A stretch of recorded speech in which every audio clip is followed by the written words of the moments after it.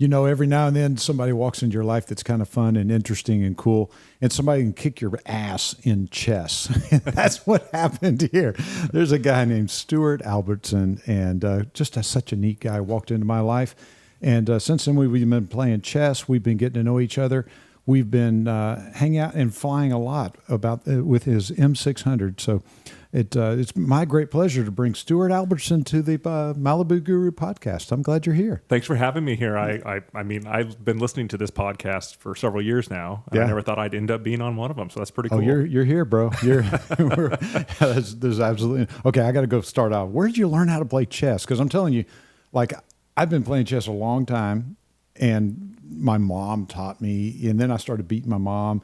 And then you hardly ever find anybody to play, back in the old days, because you had to have a board, you had to have everything there. But now we got online, we got chess.com and a lot of other stuff. And I started playing, found you there. I said, hey, you play chess, and you kicked my butt here whenever you came for initial training or came for recurrent training a year ago. And we've been playing ever since then. And where'd you learn how to play chess? Well, I learned how to make the moves when I was a kid, but not really how to play chess. I went to New Orleans for law school, and ran into a guy named David Levine there. And David is famous for beating Bobby Fischer when Bobby Fischer was the world champion in 1964. And he beat Bobby Fischer just at one of these, Bobby Fischer was taking a tour, and he was playing like 20 people at once, and David Levine happened to be one of those people, and he beat him. Well, I played David in New Orleans, and David taught me how to play chess. Okay. And it's not easy. No. But once you learn how to play it, and once you learn how to wield those pieces, that's what makes the difference. And I think we were playing a game last night, and I've definitely seen some huge growth in your game in just the last year. So. Yeah, no, I'm getting better. I'm doing good. I'm progressing. I'm at a place where, like an 1100 to a 1200, kind of depending. If I spend a lot of energy on it, I get to that 1200. So I'm kind of at the place where it's respectable. You're okay, but you're just blowing me out of the water. Well, I did, and not to take too long on this, I did hire a grandmaster a couple years ago. Did you really? And during COVID, I met with him once a week, and he was this guy out of England, and his name was David King Daniel King. And great grandmaster. He commentates on chess now, and so he knows all the big players. And he was kind enough to spend an hour with me once a week. Really, and it made a big difference in my games. I'm sure that I've never done grand. You know what I have done, because you talked about New Orleans, and I've been to New Orleans. It's one of my favorite towns. I don't think I want to live there just because it's hot, sweaty, and totally weird, right? Which is great, but I don't think I want. But visiting there is a bunch of fun. There's a lot of cool history. There's a lot. But you know what else you can do is you go down to what's the place where all the people go? French Quarter. And there's the guys that have the chess sets. I play them on the side of the road all the time. All the time. If I go down to the French Quarter, I've been there like on some really weird times. But I don't go there to drink and watch people, people watch or have food. I go there to play chess, and we just go find some guy and just see. I've gotten close a couple of times to like winning my money. But you can beat those guys. So I was there for my 50th birthday just a couple of months ago. My whole family took me there, my girlfriend, and they did this great thing. And there's a guy on the street there that plays, and his name is Checkmate Charlie. Yeah. And so I came up, and he beat me the first game, but just barely. But then I beat him 3 games in a row. And after that, I came to play him the next day, and he told me, "No, thanks, I don't want to play you anymore." Is that right? He likes his money. That's awesome. But anyway, chess is a bunch of fun. It's easily, in my opinion, the greatest game. Absolutely. I mean, I don't even know if there's a close second. Yeah. I mean, even out there. I mean, there's a lot of life lessons from chess too. So yeah. I mean, a tremendous amount of them. It's just phenomenal. Okay, so anyway. Chess is cool. We decided Flying's that. better. Flying's better. Yeah. Well, maybe. I don't know. I really like chess. But anyway, okay. So let's talk about you, because you got an M600 now. But let's go back into time. Okay. Let's go back to whenever. Matter of fact, let's go before then, because I think because there's another aspect of this. Was military first or aviation first? Military. All right. Let's talk about military. What got into you? You went to the military. We actually have a little bit of parallel in our military careers. What happened? Yeah, so just briefly, I was a high school dropout, and I was just at home sleeping every day, and I was eating 2 cheeseburgers a day and getting kind of heavy. And I was 17, and I went by the Armed Forces Recruiting Center, and I went in and I said, I don't know why I picked the Army, but I walked through the door and said, "Hey, I'd like to join the Army." They're like, well, who's your recruiter? And I'm like, I don't have a recruiter. And well, who talked to you? Well, no one talked to me. And they said, son, let me get this right. You want to join the Army? And I'm like, yeah. They're like, have a seat. And so I was off to the Army. My mom had to sign off for me, which she happily did. Which she is he doing anything positive? Yes, go. And so I went to Fort Sill, Oklahoma for basic training. Yep. And then Fort Bliss, Texas for advanced training. Okay. And then airborne school was at Fort Benning, Georgia. Yep. And my first duty station was Korea. And I was at the Where at Korea? 2nd Infantry Division, Camp Casey, which is about 16 kilometers from the 38th parallel. So it's right there on the border with North Korea. Yeah, the DMZ, right? And have you been to the DMZ? I have not. I've been over the DMZ, like flown helicopters right next to it. Okay. But I haven't been to it. Does that make sense? Well, you know how cold it is in Korea if you flew helicopters there. But and then after my year in Korea, I went to the 82nd Airborne Division at Fort Bragg, which is now Fort Liberty. It sounds a little different to me, but totally. Crazy. It'll always be Fort Bragg to me. But and I spent 3 years there in the 82nd Airborne Division. Best thing I ever did. It was all before college. And then I went to college and I used the GI Bill to pretty much pay for my college. And then I ended up going to law school after that. The military was a good deal. Best thing I ever did. Best decision ever. I was the guy that just desperately needed the structure of the military. I was a wandering generality. I was just, I'll try that and I'll try this. I joined the military and really found, okay, there's a regimen, there's something to shoot for, there's focus. I'm not going home, and I needed that. Sounds like you did too. I did, definitely. And the one thing about the military that's interesting, we're both air assault, which is where we repel out of helicopters. Yeah. And I remember at air assault school, we did it out of the UH-1s or the Hueys, whatever they call them. Absolutely. And I remember we would go out and the Huey would actually kind of shake a little bit. It'd lean from side to side. Absolutely. And then we did it a second time with a Black Hawk. And I jumped out of that Black Hawk thinking, I was going to get that thing to move. And it was just a platform in the air. That thing did not move an inch. It's the Black. I've flown both Hueys and Black Hawks. I will tell you, both of them are phenomenal helicopters. That's all there is to it. I wish the Army still had Hueys and still trained in Huey. It's just, there's so many of them. What a fabulous helicopter the Huey is, but the Black Hawk's better. It's just what a great machine. I spent my entire career pretty much in Black Hawks. I went to flight school with the Huey, and then pretty much flew Black Hawks. I flew Apaches for just about 3 years, but generally speaking, when I think of myself as a Army guy, I think of myself as a Black Hawk pilot. What about the Chinook? Did you ever fly the Never Chinook? did. I've given some check rides as an IE sitting in the jump seat of a Chinook. I was given instrument flight exams, but I've never had my hands onto a Chinook, and I would love to have. That's if I could role play back and go, hit rewind and play again, I would have jumped into the Chinook unit and done something there. So we would jump out the back of the Chinooks, but they didn't tell us that, like when you're going in a C-130 or a C-141 and you're jumping out of it, you've got the airspeed for your parachute to open. Right. With the Chinook, you fall a lot further before you feel your parachute open. So first time out of a Chinook, you're like, is this thing going to open? You're falling quite a ways. And you're only about 1,200 feet above the ground when you're jumping out. There's not a whole lot of time to think about, should I pull a reserve chute or not? Right. Oh, yeah. You guys, in the two units, I know I'm going to either piss a whole bunch of people off, but the two units that in the military that I think of when I think of, like, if we're running in formation, you're singing, you're chanting, I'm saying, about the 82nd Airborne and about the 101st. They're two best units in the Army, in my opinion. We probably will make people upset, but those are high-speed individuals that are in those units. Exactly. And I'm not talking bad about anybody else, but I'm really glad I had my time in the 101st Airborne. Absolutely. And again, I can't tell you how many times we sung about Airborne Rangers or somebody doing something. All that's talking about is guys at Fort Liberty, now used to be Fort Bragg. Right, correct. Yeah. And by the way, when I was at Korea, I was at Camp Humphreys. Oh, yeah. I've been to Camp Humphreys many times. Yeah. I was at Camp Humphreys, did that for a year. We went down to Daegu a bunch, but I flew a year in Korea, and I love Korea. I thought it was just... Food's wonderful. I had so many good... I still have so many good memories of Korea. It's just cold. it is. There's absolutely no doubt about it. So, okay. So you got out, went to school in New Orleans. Well, I went to college in Texas, of all places. Where? Just south of Dallas. It's a small private school, Southwestern Adventist University. And I did 4 years there. I started out as a theology major, and then I ended up as a history major, and with the idea my senior year that I was going to go to law school. Okay. And so I got into law school in New Orleans. I went to Loyola University, New Orleans School of Law. I've heard of it. Good school. Brilliant. I mean, my professors to this day, so much respect for all of them. They really taught us how to be lawyers. I mean, to the extent they can. I've been a practicing lawyer now for about 20 years. Yeah. And the education I got there was second to none. And I still, value what they taught us there. Now, Loyola is church affiliated. It's a Catholic, it's a Jesuit institution. Okay. And so some of the professors were actually priests, which kind of blew my mind.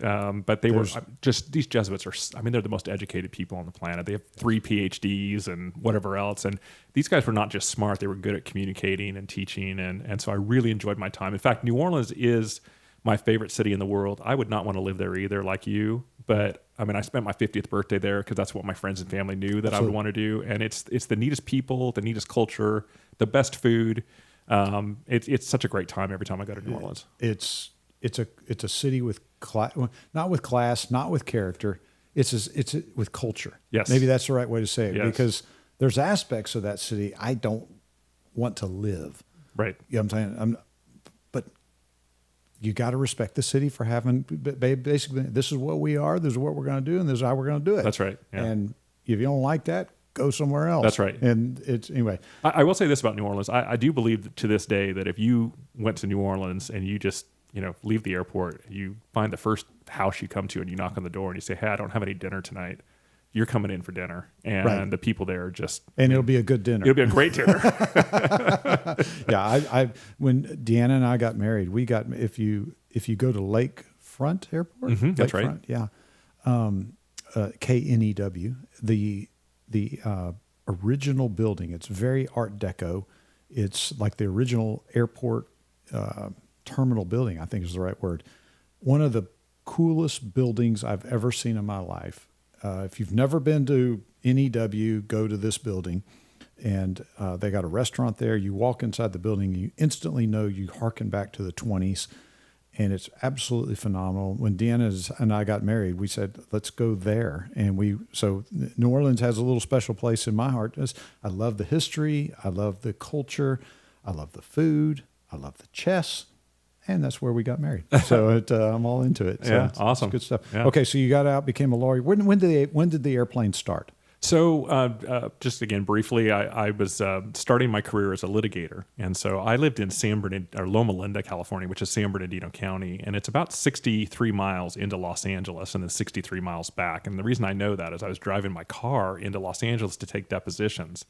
It would take 2.5, 3 hours to get in, and then I would take a deposition, and it would take about 4 hours to get home.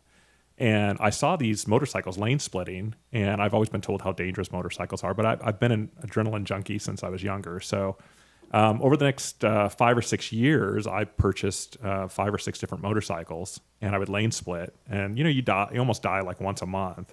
But I could get into Los Angeles in less than an hour, just less than an hour, and then home just less than an hour. It didn't matter what the traffic was like because I was lane splitting. And I knew it was dangerous. And lane splitting, you meaning you're going down the middle? I'm going between the traffic. Is somebody opening a door on you? It's not so much the doors that get open. It's the young teenagers, male or female, didn't matter. They're texting, and you'd see them grab the wheel, and they just pull over to the carpool lane. To piss you off? Well, sometimes, there were people that would actually pull into you. Like if I split up to a red light, I'd split up to the front so I could leave everybody behind. And sometimes people didn't understand motorcycles and they actually turn their car into you to keep you from splitting up there. Which is one of the dumbest things you could ever do. And because you're trying to get the traffic flowing, get out of there. Clearly, a motorcycle is going to get out ahead of everybody. Right. You're not going to outrun a motorcycle from a stoplight. No. So, but I will tell you, most drivers are very nice to motorcyclists, but there are those few out there, and you want to wring their neck a little bit. But not a little bit. I want to twist it off. So one day I was in my driveway and I was washing my motorcycle, my beloved motorcycle. I was washing it, and I remember I was kind of down low under the seat, and I was getting some gunk that comes up from the road. And I happened to look up in the sky, and of course I didn't know anything about airplanes, but it must have been a Cessna or a Piper. It wasn't anything fancy, it didn't look like, but it was at about 2,000 or 3,000 feet above my house, and it flew over. And I was like, he's not stopping at red lights. That's what I need to. That's what I need to do. And so that's how it started. Yeah. And that was about 2014. Okay. So so then it's like, hey, I need to learn. So did you buy an airplane? So I went to I won't say which school I went to, but I went to a school and they had a little Cessna Skycatcher, and I was learning. I had about 30 hours, and I think I had just soloed. And so I went flying with the instructor. We were going to go do something, and we took off. And I don't know, what happened, but the prop stopped. And it's such a small airplane, and I won't say what airport we were at. It's such a long runway, we were able to get it back down. Yes. And that led me to the internet and doing research, and I came across this idea of what's the safest plane out there. And of course, there's various reasons why planes are safe, but one that kept popping up was the Cirrus, which has the parachute system, the full parachute system. And so that's, I ended up buying which I thought was very expensive at the time, a 2006 Cirrus normally aspirated G2. And I think I bought it for about $250,000. And not a bad airplane because it's not aspirated. So it's actually, sometimes turbocharging means you're asking a lot of that engine. But a normally aspirated Cirrus, I got a Bonanza that's normally aspirated. Right. Good engine.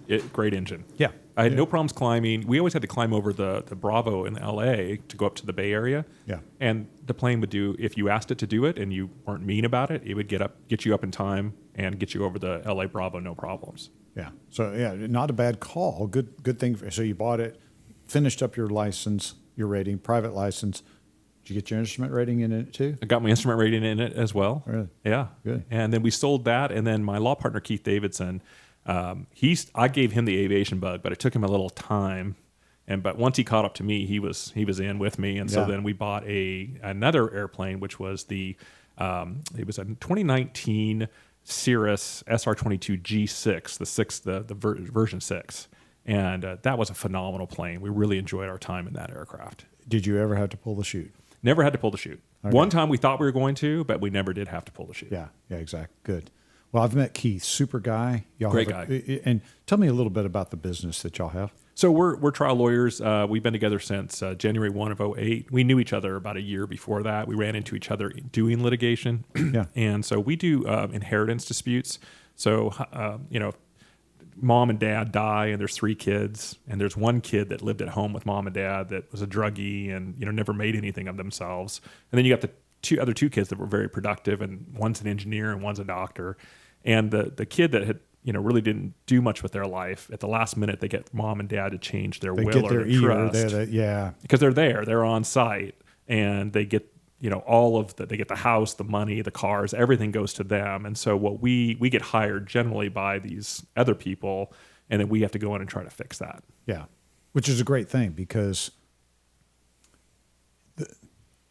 if you would have polled mom and dad when they were earlier in life and in their right mind, and it's the right thing to do. In other words, you're doing good work. We like to think so, and we generally represent people that we feel good about this. We feel good about the facts and the law, and so it makes you feel good as a lawyer going into that. I wouldn't want to be somebody defending the kid that had taken the money. Correct. That's not a fun position to be in. Right. Yeah. Exactly. But I think y'all have a really cool business. I will tell you, I'm a big advocate of somebody having a will, somebody articulating where they want. One of the best things you can do to love your family well is to tell people what you want done with your money prior to your death in a responsible way. So am I saying it right that one of the best things you can do is just have all that done prior? A lot of people are very private about what they're going to do, but I like what you're saying, because if you can pull your family together and let them know, that way when you're gone, at least they heard you say it and what your wishes were and what your intent was. And that's not a bad way to do it. Some people are very private, though. They don't want their kids to know anything. And, it is whenever they pass away, that's when we find out what happens. That's right. Yeah, I'm the exact opposite. I literally talk to my kids and tell them what I want, what I want with my money. I don't want anybody fighting. I don't want my kids fighting over anything when I'm gone. I want that to go very, very well. Right. And one of the best ways you can love your family well is don't let there be a dispute about that. I agree with that 100%. Yeah. Talk about it. Open it up. Anyway, diversion there. So sorry. That's all right. You got into an M600. Why? So it's ironic because Keith and I, when we were flying our last Cirrus, we came across the Malibu Guru podcast. Oh, there you go. And so I was telling Keith, hey, there's this guy, Joe Casey, you got to check out his podcast. And so we both would listen to your podcast separately, and then we'd argue over what you'd really said and what it really meant. Is he an idiot or not?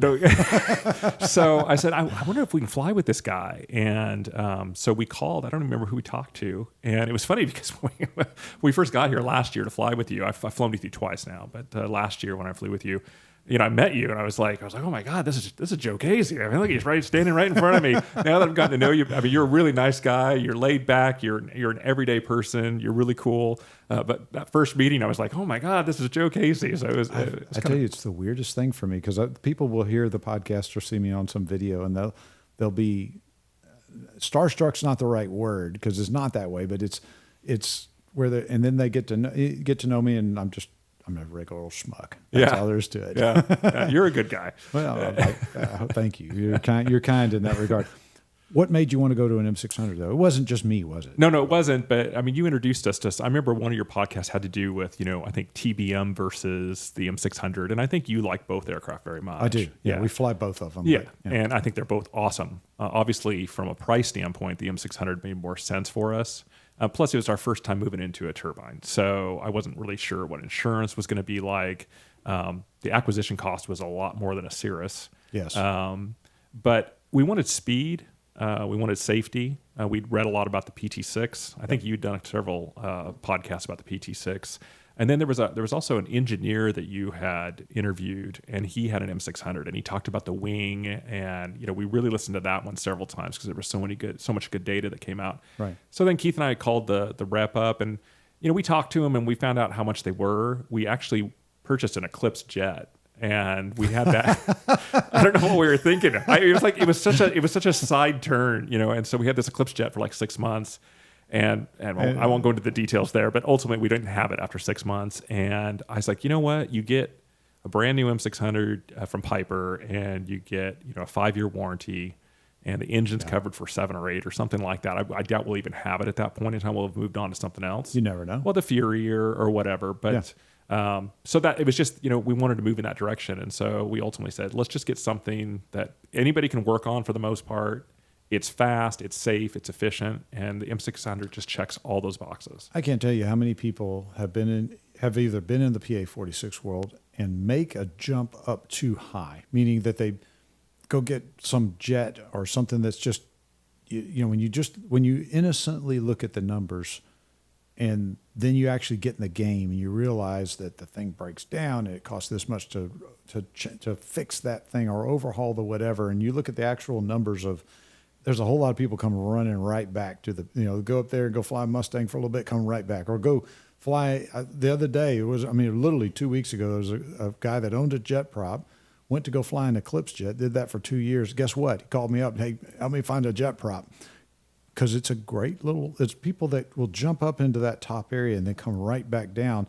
And the reason why, either the PA-46 or the TBM, both are great air. I mean, when you look at what they do side-by-side comparison to other airplanes, the person that says, where do I move up from here? The answer is, well, you can go up to there, but it's not that great. You know what I'm saying? There's not a lot of difference when you really...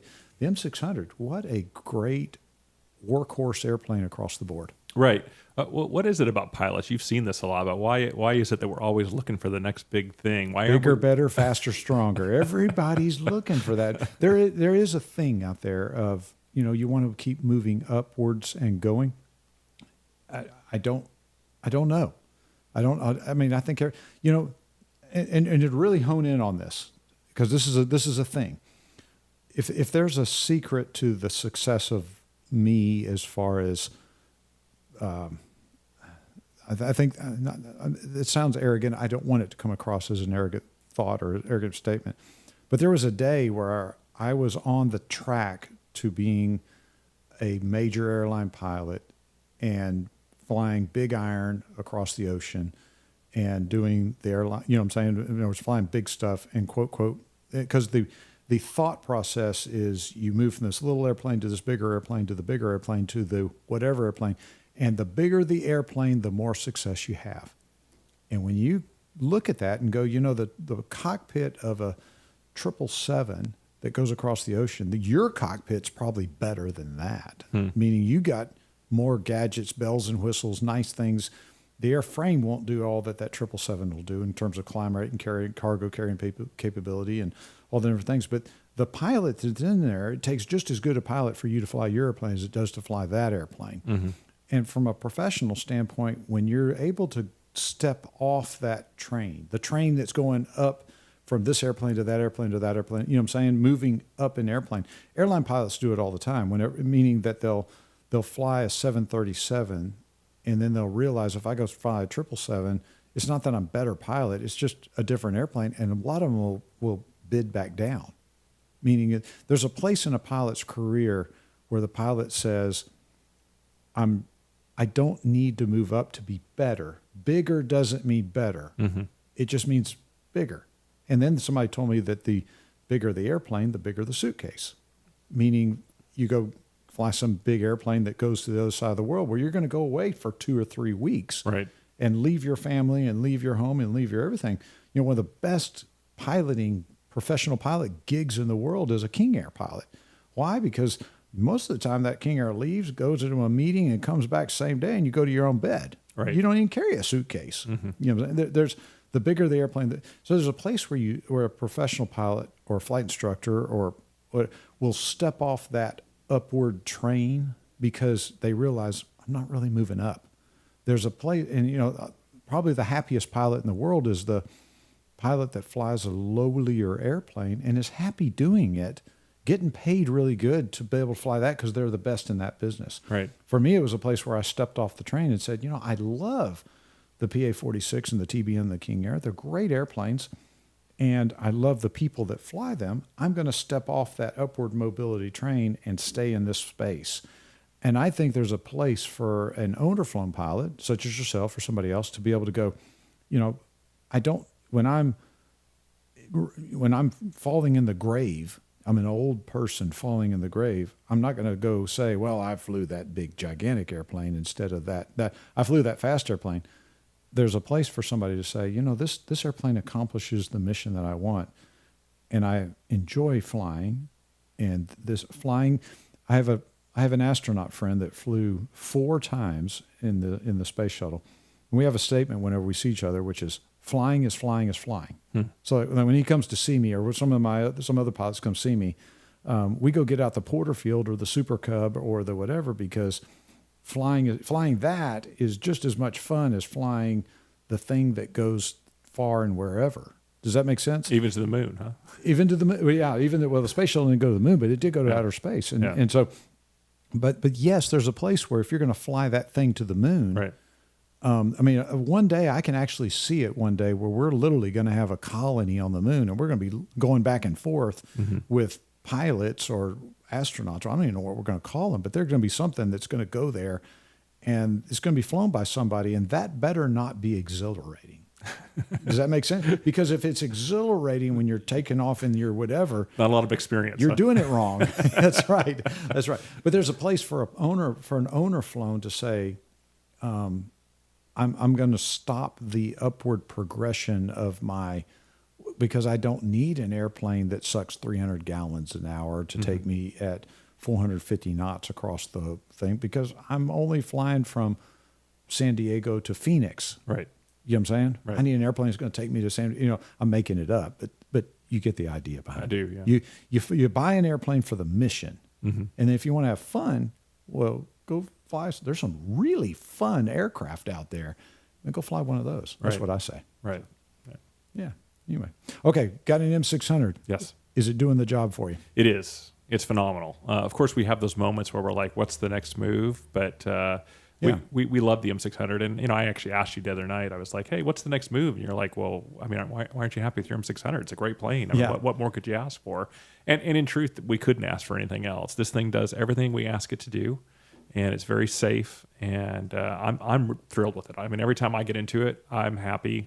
I still get excited every time I fly it. Is it a business airplane or a personal airplane or both? It's a business airplane, and we personally have to. I mean, if we didn't have the business, we wouldn't have this airplane. Right. We'd be flying, a 172, 182, or another Cirrus or something. I assume it is. I'm asking a rhetorical question. Is it a revenue enhancer? Meaning, is it something that? What does it do for you? So we can be so many places at once, and I will tell you that clients love it. Clients. During litigation, it's very stressful for them. I do it for a living, so it's kind of like the same old to me. But when people go through this, it's very traumatic. It's emotional. And if we fly from San Diego to the Bay Area for a court hearing in one of our cases, and then our client's there, and we take them out for dinner that night, it just makes a whole difference in the case. I mean, it gives us a chance to get to know them as people. They get to know us as people. I think they trust us a little bit more with our advice after that. Right. Also, we're able to show up in person for court appearances, and judges like that. Now everybody's showing up by Zoom because COVID kind of moved everybody into Zoom appearances in court. Well, judges, they like to have people there. It's a little bit more fun. And so it's nice for us to go to those important hearings. We're actually there physically. Yeah. And then also clients at times, believe it or not, want to fly with us. I always tell them, you have the world's okayest pilot, so I'm happy to fly you. But I explain you're better than okay. I can promise you that. Yeah. But we'll fly them to mediations or to certain court hearings that they need to be at because we have to be there as well. And they just think it's the neatest thing ever. And I'm not aware of any other law firm in California that does this. Right. So I think it really makes a difference. It says something when you're a pilot. It says, what you're saying is, I value my time and I value your time. Correct. It's a time machine. Yes. It makes that statement. And when you fly it yourself, you're taking yourself out of the average pool of whatever pool you're in, and there's a cut above. Yeah. You're the guy. Oh, you can fly that. You can do this. I trust you with me to fly me to the whatever. The statement you're saying is, I trust you. Yeah. I like you. I appreciate what you're doing. Right. And an airplane says that. If you do it right and you have a nice airplane, you do it well, it shouts that, which is great. Right. Yeah. Yeah. Good stuff. Yeah. All right. Well, I appreciate you having me. This has been my pleasure. You came here by the way, you came here for M class. Yep. Stayed over for the recurrent training. It worked out wonderfully. So we got to spend a lot of time together. Stewart, it's been my pleasure to have you part of the Malibu Guru podcast and just part of everything we got going on here at KC Aviation. Joe, thanks so much. Yeah, appreciate it. Appreciate it.